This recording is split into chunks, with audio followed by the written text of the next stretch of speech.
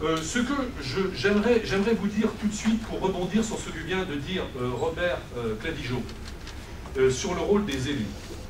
On pourra revenir sur la technique, hein, bien sûr, hein, on répondra à toutes vos questions. Mais puisque nous avons beaucoup combattu, ça fait 6 ans qu'on combat contre Améthyste, hein, sur les nuisances, les odeurs, les mouches, le scandale financier, le scandale industriel que ça représente. Mais ce que j'aimerais souligner, moi, aujourd'hui, franchement, à cette conférence de presse, c'est le scandale que représente, dans le cas d'espèce, qu'on appelle la DSP, la délégation de service public. Pourquoi? À l'origine, les maires devaient traiter leurs déchets. Ils se sont réunis en communauté d'agglomération afin d'avoir plus de compétences et plus d'argent. Plus d'argent, c'est avéré. Ils en ont. Plus de compétences, absolument pas. Résultat, l'intercommunalité sans compétences donne, et se donne, pieds et poings liés au privé. Par ces délégations de services publics, ce sont les grands lobbies, les grands groupes, si vous préférez, de traitement de déchets, notamment dans le cas d'espèce Vinci et Suez, qui sont les seuls décideurs. Et nous nous trouvons devant un problème majeur en termes de démocratie, en termes de décisions politiques. C'est que toutes les décisions qui sont prises en fait par les industriels. Nous avons une opération, on va dire que, comme disait Aimé Césaire, les élites décérébrées. Ce sont les propos d'Aimé Césaire. Nous avons des élites qui ne sont même pas capables, non pas de proposer, mais même maintenant de réfléchir afin d'adapter un échec.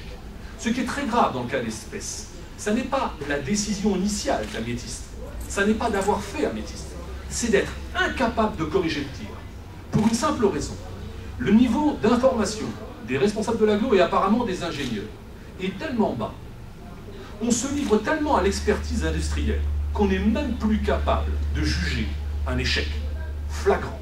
C'est-à-dire, c'est ce que j'appelle, on est entre le déni et le dédit. Le dédit, parce qu'on ne cesse de révoquer toutes les affirmations qu'on a faites depuis le début. Vous vous souvenez, on va faire Améthyste, il n'y aura plus d'incinérateurs à Lunel. On va faire Améthyste, il y aura moins de choses en décharge. On va faire Améthyste, on va régler le problème des déchets de l'agglomération de Montpellier. On s'est aperçu de quoi? Il y a de plus en plus de produits incinérés. Les décharges, non seulement se sont chargées, mais puent à Castries et sinistrent tous les villages environnants. On s'aperçoit que, et alors là, maintenant on revient, on nous dit aucune odeur, aucune nuisance. Et après, maintenant, on commence à nous dire, vous savez, quand on a une grande usine, comment voulez-vous qu'on maîtrise tout? Il y a un dédit permanent de nos élus. Et il y a un déni. Et le déni, il est encore bien plus grave que ça. Parce qu'en fait, ça n'est pas un déni comme on l'entend habituellement, comme un déni de justice. C'est comme on l'entend en termes psychanalytiques. C'est-à-dire, c'est un déni, c'est-à-dire c'est un refus de voir la réalité parce que la perception est trop traumatisante. Vous voyez ce que je veux dire? Nos élus ne veulent pas se rendre compte de l'échec qu'ils ont fait.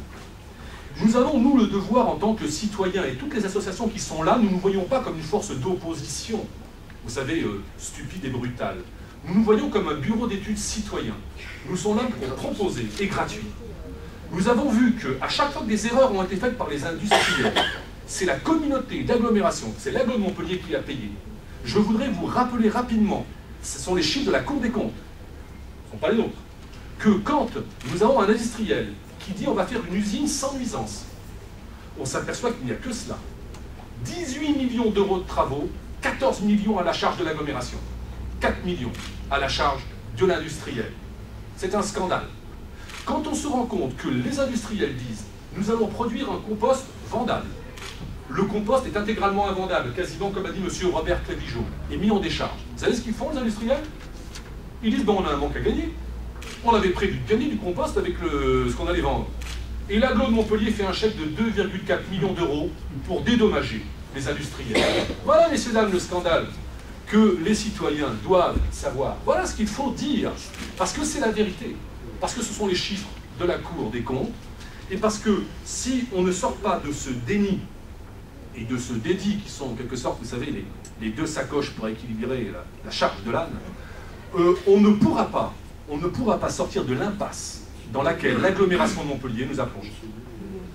C'est extrêmement stupide, mais vous savez maintenant, comme Montpellier est devenu le contre-exemple national de ce qu'il faut faire au niveau industriel, tous les industriels proposent une variante et ils disent, à chaque fois qu'ils veulent vendre, comme à Romainville, je pense que les amis de Romainville pourront en témoigner, ils disent non, non, mais on ne fera pas ce qui est à Montpellier ça va être une catastrophe.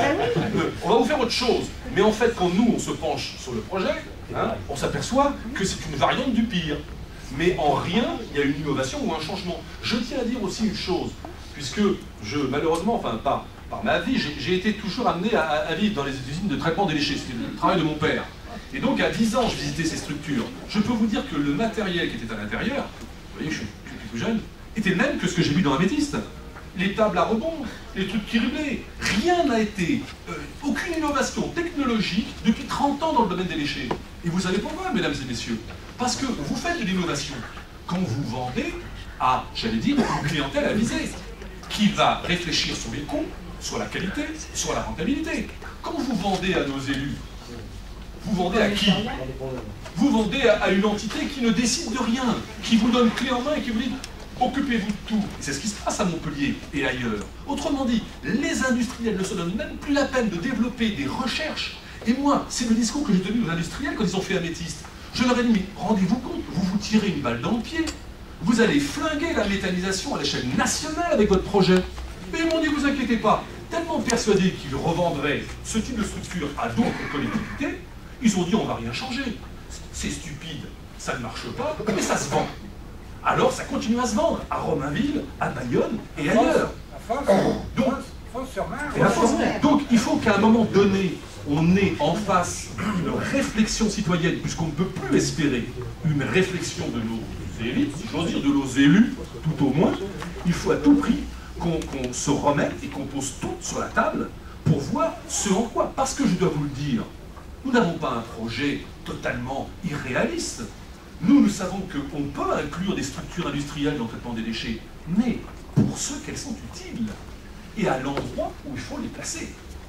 Et nous préférerons d'ailleurs, entre parenthèses, toujours le compostage à la méthanisation.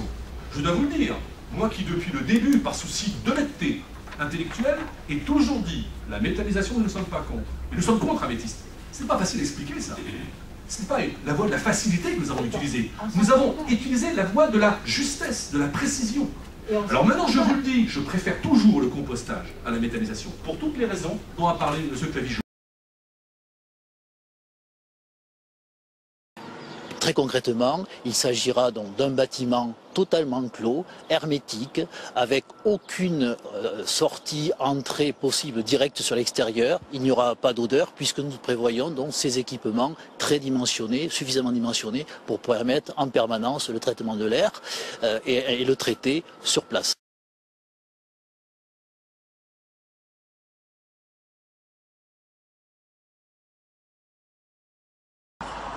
Il n'y aura pas d'odeur, puisque c'est un bâtiment totalement fermé et pressurisé.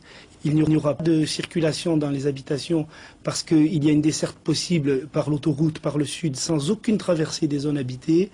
Et le bruit lui-même sera complètement maîtrisé grâce à ce bâtiment totalement fermé.